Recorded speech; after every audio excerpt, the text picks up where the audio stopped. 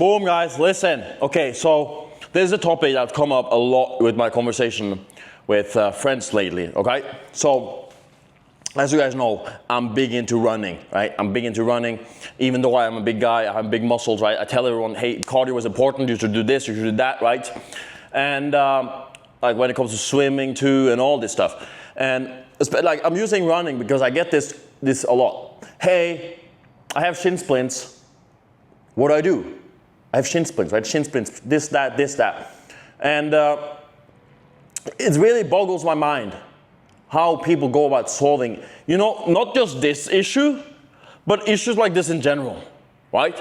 Because when you have any sort of activity, and something happens because of that activity that we don't want, right? Like for example, shin splints, right? The first thing that most people do is always like, hey, I've been doing too much. I've been doing it too much, right?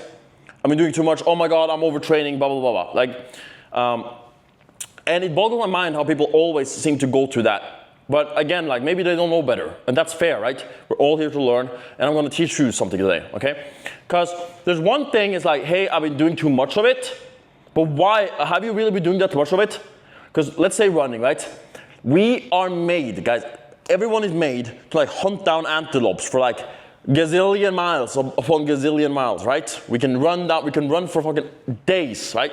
Days if we want. So what this tells us is that when you go out there and you run 3 times a week and you get shin splints, like there's probably not something wrong with running, and you've probably not been doing too much, right? Look at this. This is the standard. You're here. You're not even performing at the regular standard. And so the issue is not you doing too much, like, because doing too much, okay, let's say that's volume, right? That's volume, you're doing a set amount, and that amount, it's too much for you. Well, listen up, it's not too much, okay? It's actually way too little. The problem is that when people go and they say, hey, it's volume, it's a volume thing, I've been doing too much, right?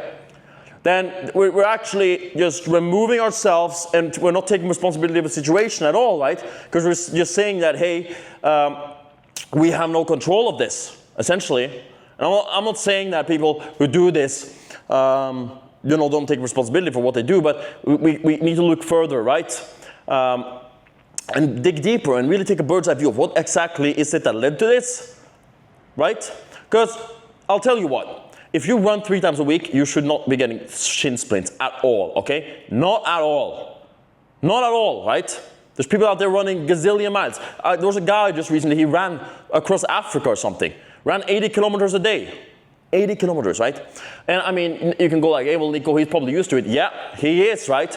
And what goes into that? What goes into being used to it? Form, okay? Form, right? Form is a big thing. And so when people come to me and like, Nico, I think I might have shin splints. And I'm like, well, are you running properly? And they're like, I don't know. Well, here. There's just problem solved, right? You're not running properly. And so, because I can run for like every single day, 15Ks a day, no problem, I weigh more, and so I have a much more, weight going into my legs. And so, you getting shin splints, you weigh like 60 kg, there's something wrong. That shouldn't happen. I outrun people who are way lighter than me, and that is because when I do stuff, right, and I don't want to make this just about me, I want to make this about you, and we can draw some of what I experienced from this.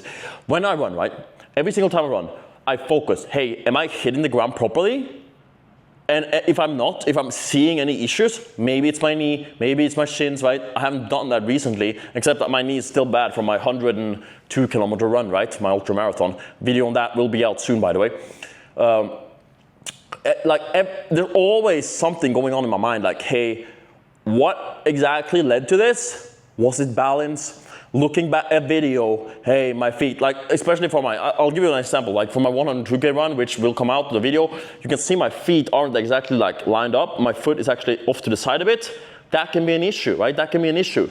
We want to be running straight, bum, bum, bum. Not some Donald Duck type of thing. I'm not going to put the camera down, but not some Donald Duck where you run like this or anything, right? You're going to be running straight, whoop, whoop, whoop, right? Just like that. But this doesn't go for just running, but for like just in general, maybe it's like shoulder stuff. This is super common too. They go in the gym, they bench, they do this, they do that, right? Oh, they get a shoulder injury. And so a lot of people, they go like, oh, well, I've been training too much chest. Right, maybe you have, maybe you're not, right? This is like, and now we're also talking about a loading thing about intensity, like, because of the joints and everything, right?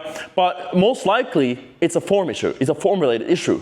And so if you just, instead of just thinking, going straight to the point of, hey, I've been doing too much, and I'm having to, like, I've done way too much intensity, way too much volume, you can go back and look like, hey, there's a reason I'm here right now, and that's because my bench form is complete dog shit, right? And so it requires you to remove a certain ego, because as I said, like, this is a responsibility thing, but it's like, we can't just blame it on being, on doing too much. Guys, we're human beings. We're the most versatile creature on the planet. We're seeing evolution in real time. You get a pump in the mirror, that's evolution in real time. You can see it. That's the future. That's the future you in that mirror. That's the value of a pump. You can look into the future, right? Everyone's like, hey, time travel doesn't exist. I'll tell you what exists, okay? A pump. And that is as good as we get, okay? A pump is time travel. That's where you can be in a furious. If you just apply some consistency and discipline, that's what a pump is. That's what a pump is, and it will always be that. And it feels amazing to have. Looking into the future, being a time traveler like that, going in the gym, you know, hitting the reps and being a time traveler. I should have a shirt here saying time traveler. Is that powerful? But honestly, when we remove the ego, we see that we have an issue here with our performance, not with us just being humans and doing too much. Because when you look at it, guys, when you look at it, we can always be doing more. We can always be doing more.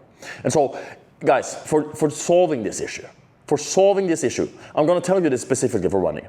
If you're having issues with like shin splints, I probably should have showed you this, guys, on the treadmill. Maybe I'll make a follow-up video, a short one, just showing you guys on different treadmill. But essentially what happens, I'll turn the camera down here actually. Let me move this thing. Boom, guys. Well, essentially, I know you guys can see me. You can just see my ugly feet. This is what feet looks like when you run a lot, when you're a peak athlete. And then when you run, right, what happens with the foot when it's like this is that we see pressure on the tibialis, right?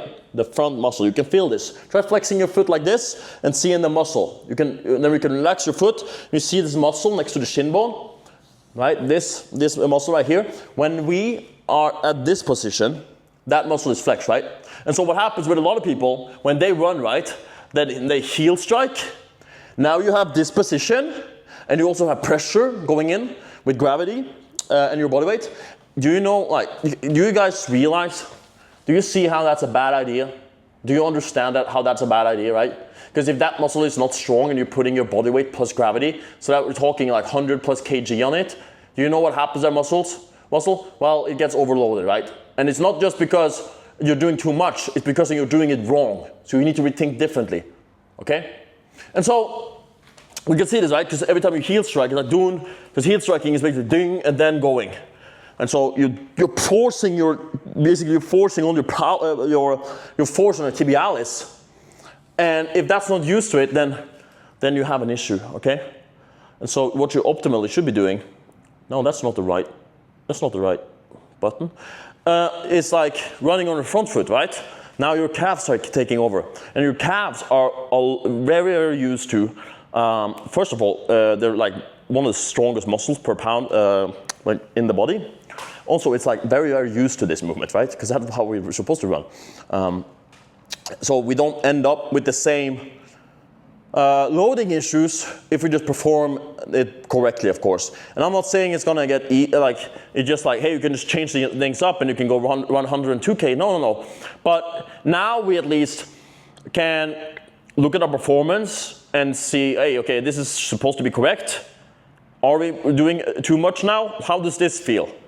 And so we can go by that. Now we basically like, instead of having two, unknown factors to base our performance off, we now just have one, right? It's volume and intensity, right? Because now, before we had like, hey, form and volume and intensity, and it's like, okay, which one do you pick? Because you don't know, right? And so we fix this, right? We fix this thing.